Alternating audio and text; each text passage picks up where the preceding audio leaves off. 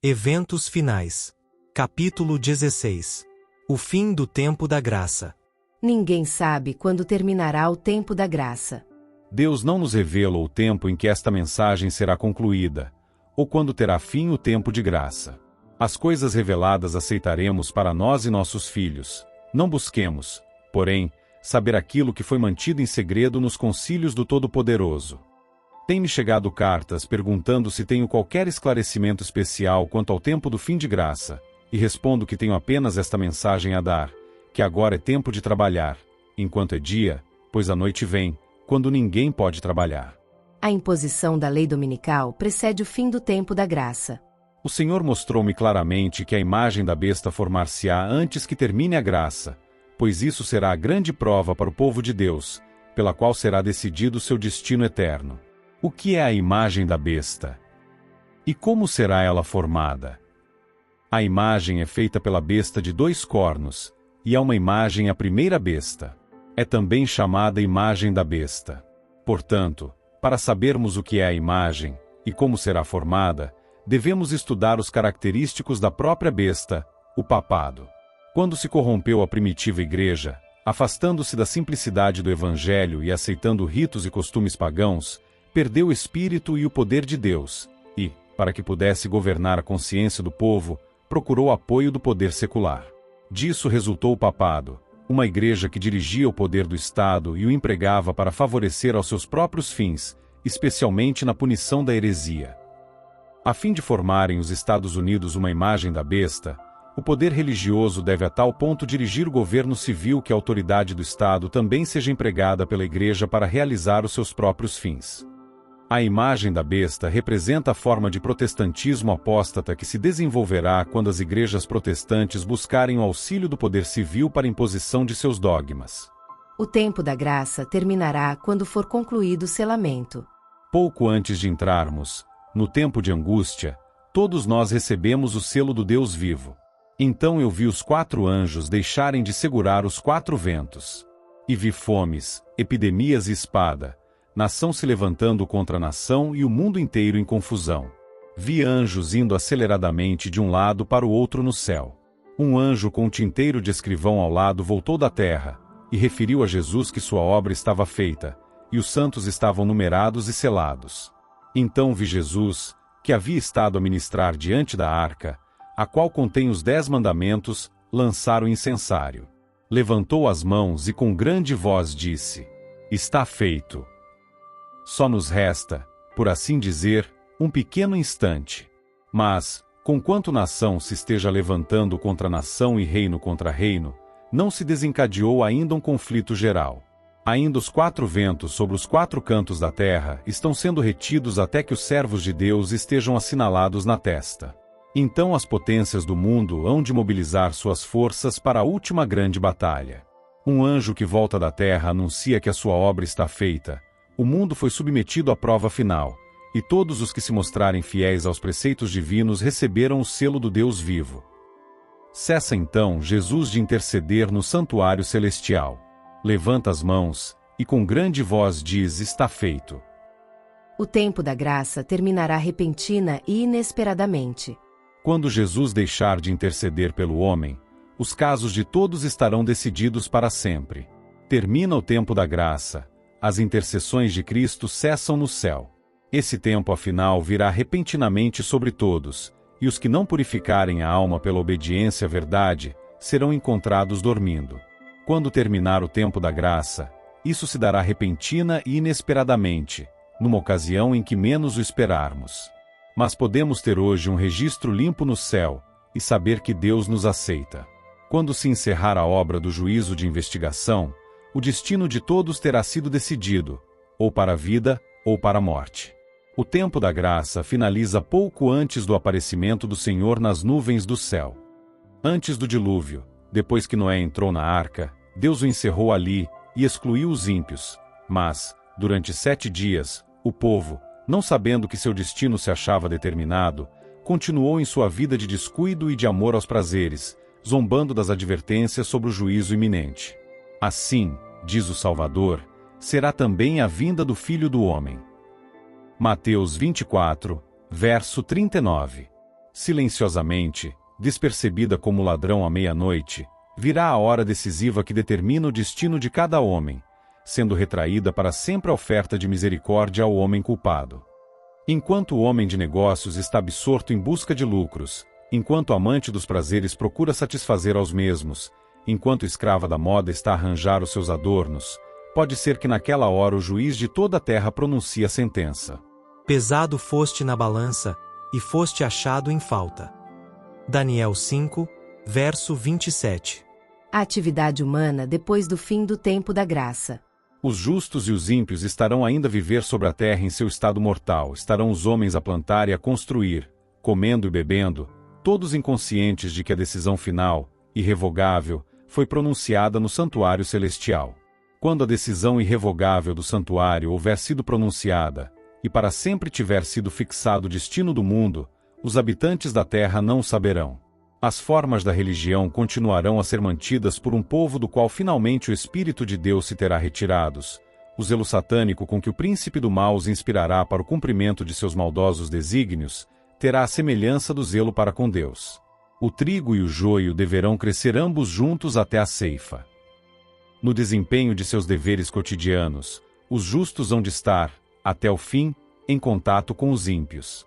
Os filhos da luz estão espalhados entre os das trevas para que o contraste salte aos olhos de todos. Cristo declarou que quando ele vier, alguns de seu povo expectante estarão empenhados em transações comerciais. Alguns estarão semeando no campo, outros ceifando e colhendo, e outros ainda moendo no moinho. A descrença e os prazeres proibidos continuam. O ceticismo e o que é chamado de ciência têm, em grande medida, minado a fé do mundo cristão em suas Bíblias. Erros e fábulas são aceitos de bom grado, para que eles possam seguir o caminho da condescendência pessoal e não ficar alarmados, pois não procuram preservar o conhecimento de Deus. Dizem: o dia de amanhã será como este, e ainda maior e mais famoso. Mas, em meio à sua descrença e iníquo prazer, será ouvida a voz do arcanjo e a trombeta de Deus. Quando tudo em nosso mundo for buliçosa atividade, imersa em egoísta ambição de lucro, Jesus virá como um ladrão. Quando o professo povo de Deus se estiver unindo com o mundo, vivendo como vivem os do mundo, e com eles gozando de prazeres proibidos, quando o luxo do mundo se tornar luxo da igreja, quando os sinos para casamentos estiverem a tocar, e todos olharem para o futuro esperando muitos anos de prosperidade temporal, subitamente então, como dos céus fulgura o relâmpago, virá o fim de suas resplendentes visões e esperanças ilusórias. Os homens estarão inteiramente absortos nos negócios. Quando Ló advertiu os membros de sua família da destruição de Sodoma, eles não quiseram atender às suas palavras, mas o consideraram um entusiasta fanático. A destruição que ocorreu encontrou os desprevenidos. Assim será quando Cristo vier: agricultores, negociantes, advogados, comerciantes, estarão inteiramente absortos nos negócios, e o dia do Senhor virá sobre eles como um laço. Quando pastores, agricultores, negociantes, advogados, grandes e pretensos bons homens exclamarem: paz e segurança, sobrevirá repentina destruição. Lucas relata as palavras de Cristo, de que o dia de Deus vem como um laço, a figura de um animal andando na selva em busca da presa, e eis que, de repente, ele é apanhado na disfarçada armadilha do caçador. Quando os homens estão despreocupados, enlevados nas diversões, absortos em comprar e vender, o ladrão se aproxima com passos furtivos. Assim será na vinda do Filho do Homem. Líderes religiosos estarão cheios de otimismo. Quando os raciocínios da filosofia houverem banido o temor dos juízos de Deus, quando ensinadores religiosos estiverem a apontar no futuro para longas eras de paz e prosperidade, e o mundo estiver absorto em sua rotina de negócios e prazeres, plantando e construindo, banqueteando-se e divertindo-se, rejeitando as advertências de Deus e zombando de seus mensageiros, então é que súbita destruição lhes sobrevirá, e não escaparão. Venha quando vier, o dia do Senhor virá de improviso aos ímpios. Correndo a vida sua rotina invariável, encontrando-se os homens absortos nos prazeres, negócios, comércio e ambição de ganho, estando os dirigentes do mundo religioso a engrandecer o progresso e ilustração do mundo, e achando-se o povo embalado em uma falsa segurança. Então, como o ladrão à meia-noite rouba na casa que não é guardada, sobrevirá repentina destruição aos descuidados e ímpios, e de nenhum modo escaparão. Satanás deduz que terminou o tempo da graça. No tempo de angústia, Satanás instiga os ímpios, e eles cercam o povo de Deus para destruí-los. Mas ele não sabe que foi escrito perdão ao lado de seus nomes nos livros do céu. Assim como Satanás influenciou Esaú a marchar contra Jacó, instigará os ímpios a destruírem o povo de Deus no tempo de angústia. Ele vê que santos anjos os estão guardando, e deduz que seus pecados foram perdoados, mas não sabe que seus casos foram decididos no santuário celestial. Fome da palavra. Os que não apreciam, estudam e prezam ternamente a palavra de Deus proferida por seus servos terão por que lamentar-se amargamente no futuro. Vi que o Senhor, em juízo, andará no fim do tempo pela terra, as terríveis pragas começarão a cair. Então os que desprezaram a palavra de Deus, os que a tiveram em pouca conta, andarão de mar a mar, e do norte até o oriente, correrão por toda parte, procurando a palavra do Senhor, e não a acharão. Amós 8, verso 12. Há na terra uma fome de ouvir a palavra. Não mais orações pelos ímpios. Os ministros de Deus terão realizado seu último trabalho, oferecido suas últimas orações, derramado sua última e amarga lágrima por uma igreja rebelde e um povo iníquo. Foi dada sua última e solene advertência. Então, quão depressa casas, terras e dólares que foram ambiciosamente acumulados e acalentados, e firmemente agarrados, seriam dados em troca de alguma consolação pelos que professaram a verdade mas não viveram de acordo com ela, para que fosse explicado o caminho da salvação ou para ouvir uma palavra de esperança ou uma oração ou exortação de seus pastores. Mas não. Eles continuarão sentindo fome e sede inutilmente, sua sede nunca será mitigada, eles não poderão obter nenhuma consolação. Os seus casos estão decididos e resolvidos para sempre. É um tempo terrível e espantoso. Na ocasião em que os juízos de Deus estiverem caindo sem misericórdia, quão invejável para os ímpios será a posição dos que habitam no esconderijo do Altíssimo, o pavilhão em que o Senhor esconde todos os que o têm amado e obedecido a seus mandamentos. Em tal tempo como esse, a condição dos justos será realmente invejável aos que estiverem sofrendo por causa de seus pecados. Mas a porta da graça estará fechada para os ímpios. Depois que terminar o tempo da graça, não serão mais oferecidas orações em seu favor. O caráter não pode ser transferido. O Senhor vem com poder e grande glória. Será então o seu trabalho fazer completa separação entre o justo e o ímpio. Mas o óleo não pode ser transferido para o vaso dos que não o têm.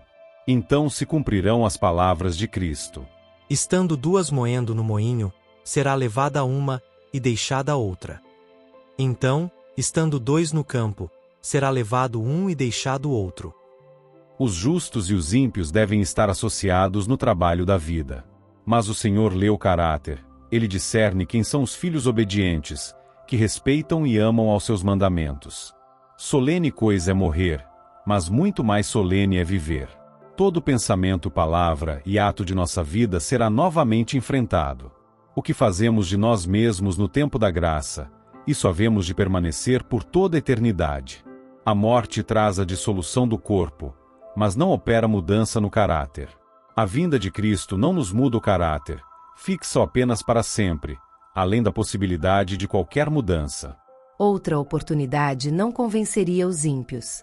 Devemos aproveitar ao máximo nossas oportunidades atuais. Não nos será concedido outro tempo de graça em que possamos preparar-nos para o céu. Esta é nossa única e última oportunidade para formar caracteres que nos habilitem para o futuro lar que o Senhor preparou para todos os que obedecem aos seus mandamentos. Não haverá um tempo de graça depois da vinda do Senhor. Os que dizem que haverá, estão enganados e iludidos. Antes que Cristo venha, a situação será semelhante à que existiu antes do dilúvio. E depois que o Salvador aparecer nas nuvens do céu, ninguém terá outra oportunidade de obter a salvação. Todos terão feito suas decisões.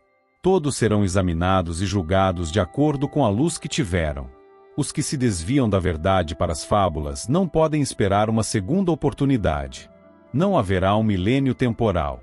Se, depois que o Espírito Santo trouxe convicção aos seus corações, resistirem à verdade e usarem sua influência para impedir que outros o recebam, eles nunca se convencerão. Não buscaram a transformação do caráter no tempo de graça que lhes foi concedido, e Cristo não lhes dará a oportunidade de passarem outra vez pela mesma situação. A decisão é definitiva.